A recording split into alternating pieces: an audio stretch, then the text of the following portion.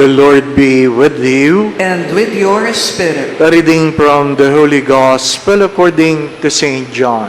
Glory to you, O Lord.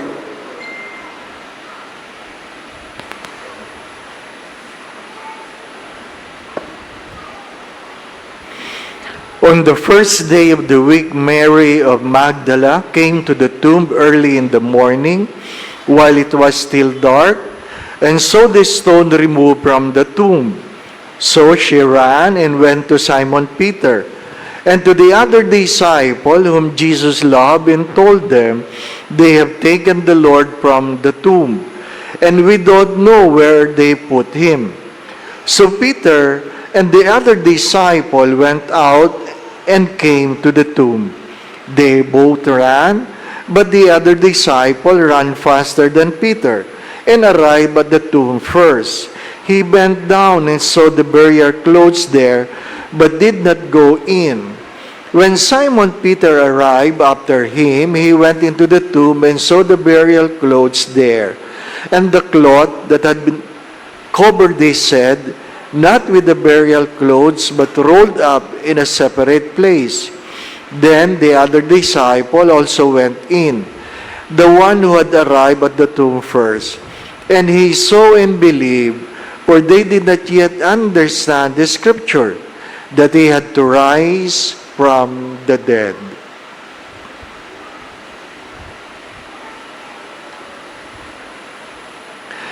The Gospel of the Lord. Praise to you, Lord Jesus Christ.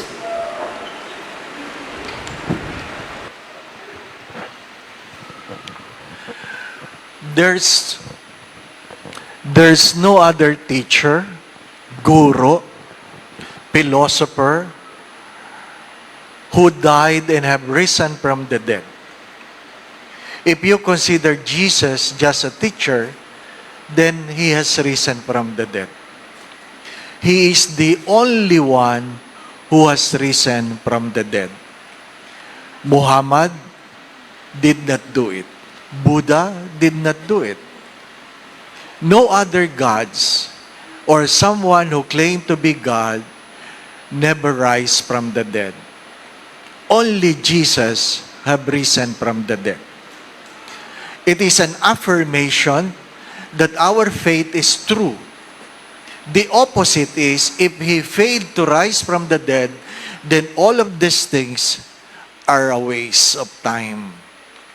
As St. Paul have said, if Jesus has not risen from the dead, then we are among the lunatics who believe on something that has nothing to prove.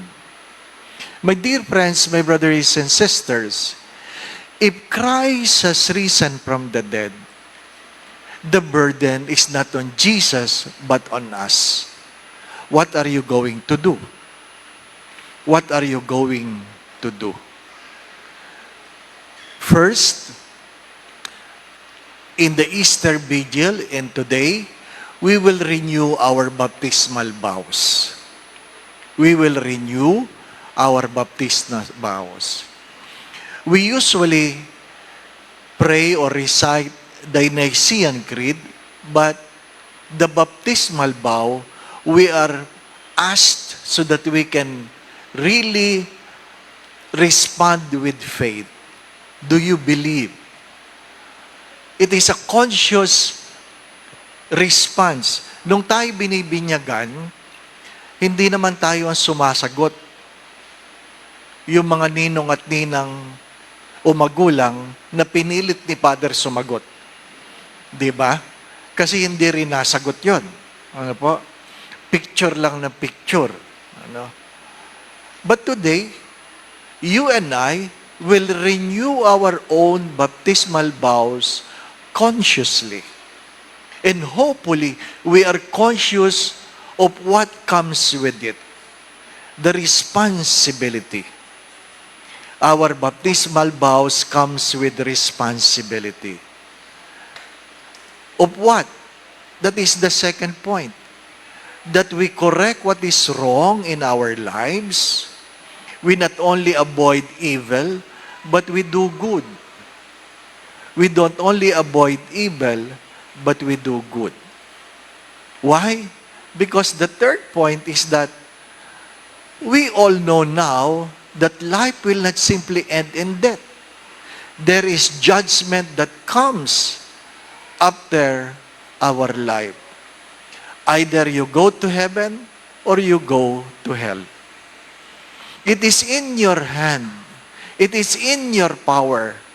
It is your choice where you want to spend eternity. Nung tayo ay binibinyagan, it was the choice of our parents. But now, it is our choice where we want to spend eternity. Wala tayong ibang sisisihin, kundi tayo. Wala tayong ibang ituturo, kundi ang sarili natin. Kasi, alam dapat natin ang ating mga ginagawa at alam nating meron tayong pananagutan sa ating mga sinusumpaan. My dear friends, my brothers and sisters, and lastly perhaps, as I have said last night, what are the things that you have been burdening yourselves? Things that you will not really bring. Things that at the end will not really matter. Alam nyo, it is a burden for many people that they look rich. It is a burden for so many people that they look rich. Yung mukhang mayaman. Mukha lang. Ano po? Pero, hindi naman talaga. Hindi naman talaga. Ang tanong ay, bakit gusto mong magmukhang mayaman? Di po ba, ano? Bumibili ka ng mahal na bag para mukhang mayaman. Di po ba, ano? Kumakain ka sa mahal na restaurant para mukhang mayaman. Di po ba, ano? Bumibili ka ng cellphone na mahal para mukhang mayaman. Bakit nga ba? Bakit nga ba? Ha? Bumibili ka ng sapatos kahit peke. Damit na peke. Di po ba, ano? Para lang mukhang mayaman. Di po ba, ano? Sabi nung aming katulong sa boarding house dati, sabi niya, uy, naka-shade ka, gabi na. Sabi niya, sabi ko, ano naman kalokohan mo? Ha? Ano naman kalokohan mo, gabi na. Naka-shade ka pa. Sinusuot niya kasi bago eh. Ano pa? Gusto lang niya ipakita sa amin. Gusto lang niya ipakita sa amin na meron siyang bago. At sabi niya sa akin, excuse me, unisex ito. Ano? May shade ba na unisex? Oo. Ano yung unisex? Pwede sa umaga, pwede sa gabi. Sabi ko, parang ibang ibig sabihin nun. Ano pa? Parang ibang sabihin nun. Ano pa? Tapos sabi ko, yung damit mo mukhang bago rin. Oh. Made in USA ito. Sabi ko, patingin nga ng ano kung talagang USA yan, ha? Sabi, pinakita niya sa akin. Ano po? Sabi ko, tumigil ka, Emma. Ha? Hindi naman USA yan. USE. Use warm water when washing. Ano po? Ha? Sari-sari na lang, no? Sari-sari na lang. Ha? Gusto natin buhaya na tatak sa ating damit, no? Buhaya. Butiki naman pala. Di ba ba, no? Mga minamahal na mga kapatid, what are the things that we have been pursuing that at the end you will know it has no value? Think. There is a resurrection. That's why our baptism is very important.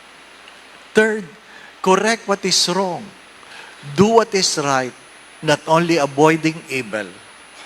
Avoid evil and do what is right.